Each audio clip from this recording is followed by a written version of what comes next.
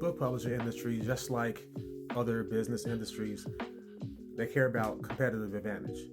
And AI technology has grabbed everyone's attention in terms of the different ways that you might be able to integrate it into your business practices or even your personal practices. But in terms of book publishing, we're seeing the first engagement, the first partnership of a publisher with Microsoft and HarperCollins. So this is a story that came out recently. HarperCollins is the first publisher to dabble in the AI space in an official way, partnering with Microsoft for the AI licensing deals for authors. So in a significant move, HarperCollins has become one of the first Big Five publishers to strike a licensing deal to provide access to select nonfiction books for AI training purposes. So these are licensing deals. You're going to be renting, authors would be renting their books for AI to be trained on. So it doesn't say to what end or what the AI is going to do with it. It's just that you're going to submit your content to this machine, I guess. Multiple sources have now confirmed, including Bloomberg, that the deal is with Microsoft per an anonymous source. And Microsoft already has some AI capabilities that they've been toying around with. This, I guess, adds to their portfolio. The licensing deal is for 3 years, a 3-year period. So you rent your book for 3 years for $5,000 per book. $5,000 per book. Is that enough? Is that enough for you?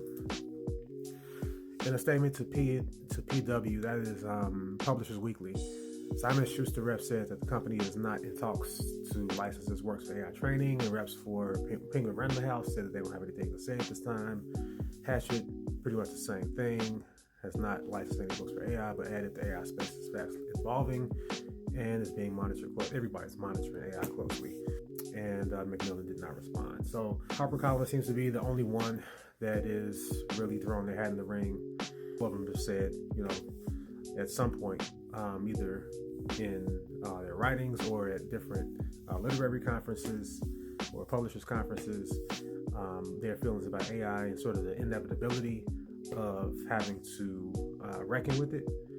So at some point, we'll see some iteration or some sort of variation of how these different publishers will integrate AI into their processes.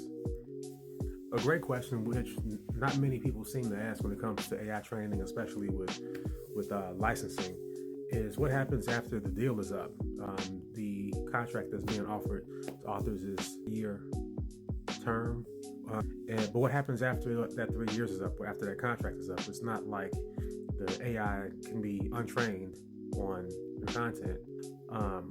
I feel that this is going to be one of those conversations, much like music artists had with labels back in the day, and how they talk about masters now, and how important an artist's knowledge of their publishing contracts, their publishing rights is. That sounds much like this. People getting lowballed was at $2,500. Is that enough to do a deal with so many unknowns after the contract is up? They're still going to use it and probably making money off of your data sets, because that's really what AI runs on. Authors Guild CEO Mary Rassenberger told Publishers Weekly that she appreciates the way that HarperCollins has approached their foray into AI licensing, citing the opt-in model. So it's not like if you already have titles under HarperCollins, they're just going to send you $2,500 checks for each one of your books and kick you your royalties for your AI training content contract. So you have some autonomy. It's new technology. There's not a lot of regulation around it quite yet. So we'll kind of see what happens. You do know that companies, especially large companies, are extremely competitive, like I mentioned before, and they have a FOMO when it comes to business technology or tech for business. Exhaust all their brain power for AI to be as large a force multiplier as possible for their bottom line first, and then for their stakeholders. When it's early with any technology, you sort of want to be cautious, but with AI, it's so powerful and seems to be so helpful in so many ways, as people can think to use it, really. that there's a lot of excitement and hope around it. There are people who are invested in the industry are extremely skeptical as well. The Association of American Literary Agents group urged their agents to remember when they were trying to figure out ebook rights. And if you set a precedent too early, that's harmful to the stakeholders in the industry, whether it's artists or publishers or editors or readers in some way, or artists or whomever.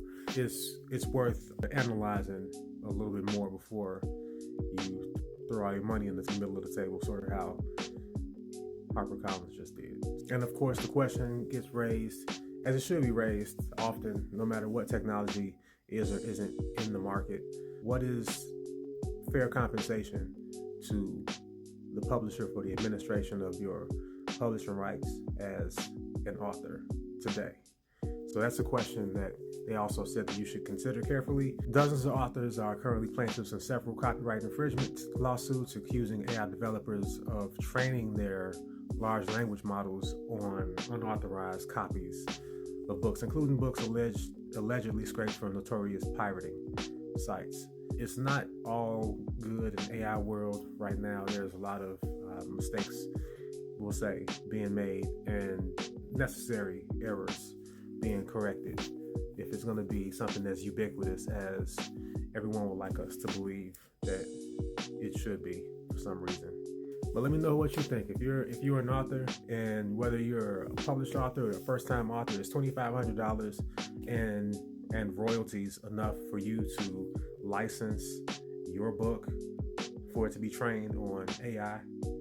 If you don't know what's in that black box, let me know in the comments.